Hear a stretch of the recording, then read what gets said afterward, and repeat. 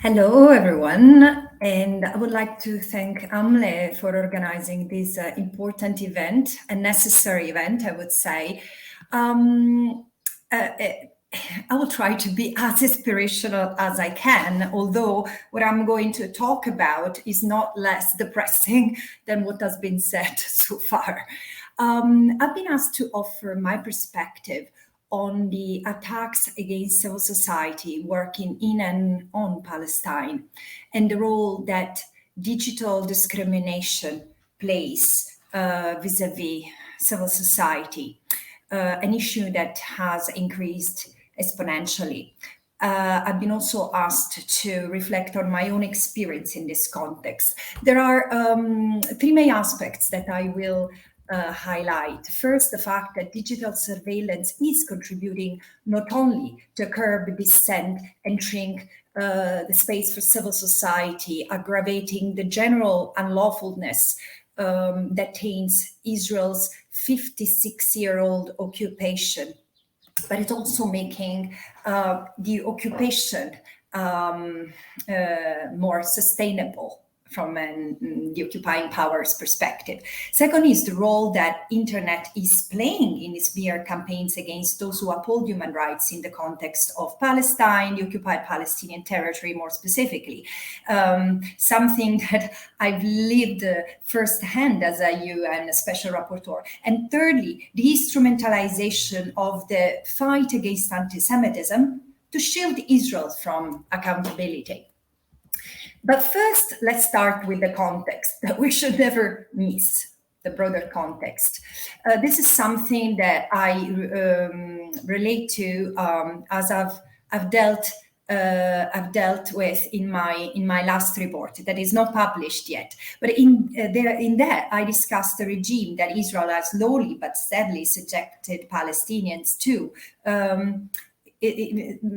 that I present as a multi-layer captivity, which eventually suppress Palestinian rights and perpetuate their marginalization. Over 56 years, and through the vehicle of military occupation, Israel has expanded its comprehensive control over the Palestinian population through various means, including physical, bureaucratic, and digital measures. The construction of settlements, the progressive establishment of restricted areas, fence roads, checkpoints, barriers to movement and separation has been accompanied by a complex systems of permits and prohibitions that tightly regulate almost every aspect of Palestinian public and private life. And this has been progressively enhanced by a pervasive digital surveillance that tracks Palestinians' every move. The life of Palestinians in the occupied territory has transformed in a continuous state of confinement and control where different forms of captivity coexist, from an individual level restrictions on personal freedom to mass incarceration, and ultimately to the confinement of an entire population in a meticulously planned and strictly controlled set of enclaves, where Palestinians are regarded both as individuals and as a collective, as a security threat, and therefore they are detainable and confinable.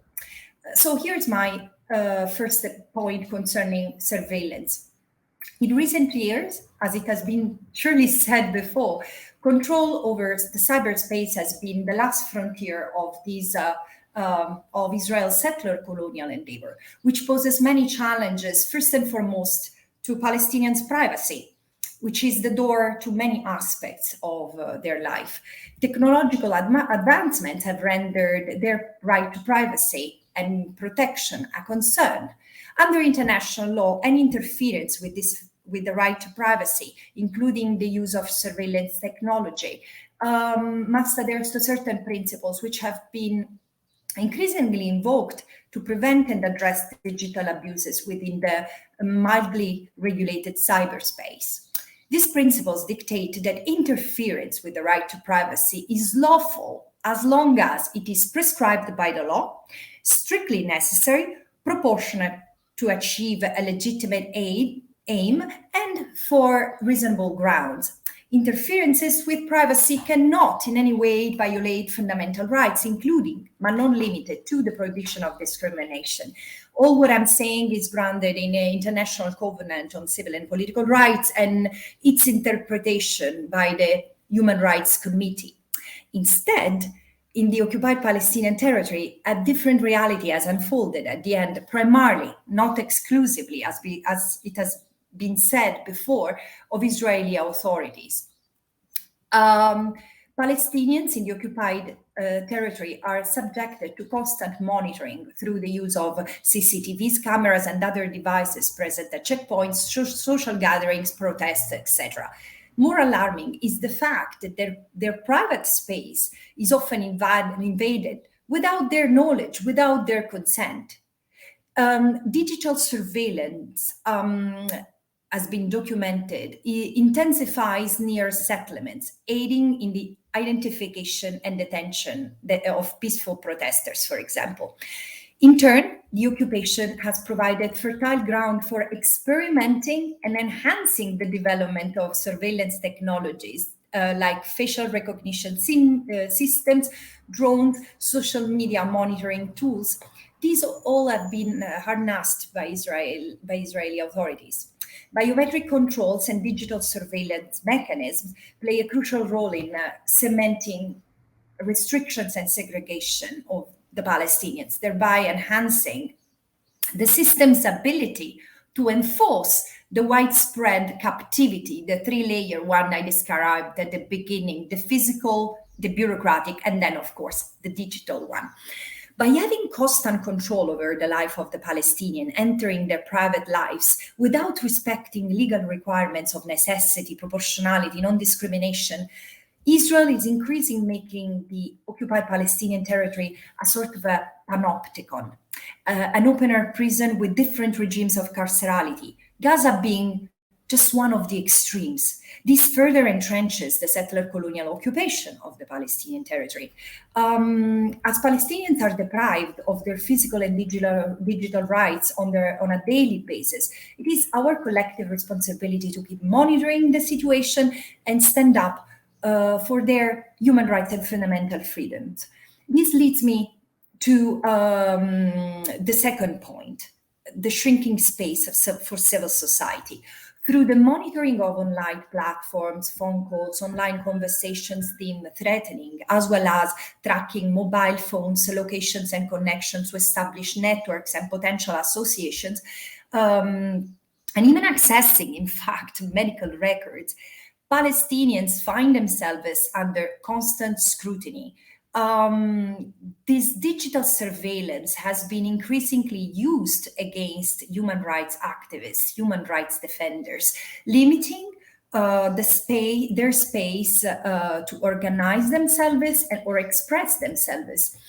It's not news, the fact that human rights activists and defenders were hacked in recent years. I mean, renowned activists from Al-Haq, Adamir, Bisan Center have been spied by Pegasus of the Israeli firm NSO, which now exports and uses its devices across the globe. And this has preceded the designation of some of these organizations as terrorists by the Israeli government, leading to measures taken against the organizations themselves, their employees, and their offices. Digital means are not just used to undermine Palestinian civil society, but also their efforts in advocacy or efforts of others in sustaining their advocacy. And this has been the case, for example, for my mandate as a UN Special Rapporteur. Not differently from my predecessors, I've been constantly under attack. However, my predecessors were attacked for what they said, but unlike me, they didn't use social media. By being more active and visible on social media platforms to spread awareness about the human rights violations Palestinians endure under occupation and the need for a human rights compliant approach to their situation, I have attracted criticism and smear. This started very early after my appointment, and it has grown with accusation coming from governmental or pro-governmental actors, primarily in Israel and the United States, who have labeled me as an anti-Semite or as someone who incites violence and supports terrorism. These unfounded allegations of anti-Semitism, hate speech, and incitement in reality are leveled against anyone who dares to scrutinize illegal policies and practices of the Israeli government against the Palestinians. So, and this is part and parcel of what both scholars and activists call epistemic violence, meaning the way Palestine is told, and knowledge around Palestine is formed, produced, and circulated. In my personal case, following the biased accusation trying to discredit my mandate, I've seen huge responses. Civil society, academics, including scholars of anti-Semitism, Holocaust, and Jewish studies, have supported my mandate through formal statements, editorials, open letters, and so have done Palestinian voices, intellectuals, and activists all over the world. Most recently, there has been even an attack by a former minister from my own country asking for my removal as a mandate holder upon the request or upon the appeal of an Israeli minister asking for my removal. And again, the response has been quite unprecedented. And in a way, it has helped both counter and silence the smears. The unity has made a difference, upholding the role of my mandate and contrasting the instrumental use of social media to disrupt my mandate's credibility. As Israel aims at occupying both physical and digital space to silence Palestinian voices and further violate their rights, I believe that such concerted actions represent an incredible and necessary resource. And this leads me to my third and last point. The instrumentalization of anti-Semitism led by those who support the IHRA, the International Holocaust Remembrance Alliance working definition of anti-Semitism, has been absolutely critical to try to silence civil society voices. The definition states that anti-Semitism is a certain perception of Jews, which may be expressed as hatred toward Jews. Rhetorical and physical manifestations of anti-Semitism are directed toward Jewish or non-Jewish individuals or their property, toward Jewish community, institutions, and religious facilities. Now, this definition, which is pretty vague, because in fact, anti-Semitism is discrimination against Jews because they are Jews. And while this definition goes beyond it, and it's very vague, very confusing, so failing the very purpose of a definition, which is that of defining clearly a given phenomenon. But the most critical point of this definition is that out of the 11 contemporary examples of anti-Semitism that accompany the working definition, the IHRA working definition, 7 relate to Israel.